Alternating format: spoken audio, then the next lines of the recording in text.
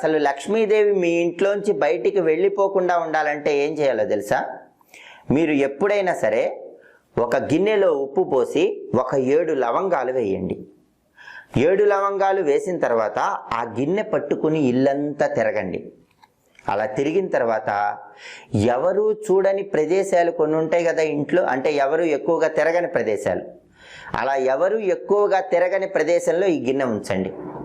ఆ గిన్నెకి positive vibration లాగే శక్తి ఉంటుందండి.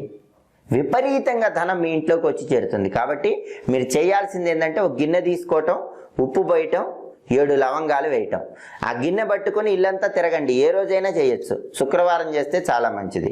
ఇల్లంతా తిరిగిన తర్వాత ఇంట్లో ఎక్కువ మంది తిరగని ప్రదేశం ఉంటుంది కదా, అక్కడ ఈ గిన్నె ఉంచండి. ఆ గిన్నె ప్రతిరోజు కూడా ధనాన్ని ఆకర్షిస్తూ ఉంటుంది. దానివల్ల లక్ష్మీదేవి ఇంట్లోంచి వెళ్ళిపోమన్నా వెళ్ళిపోదు. మీ ఇంట్లో శాశ్వతంగా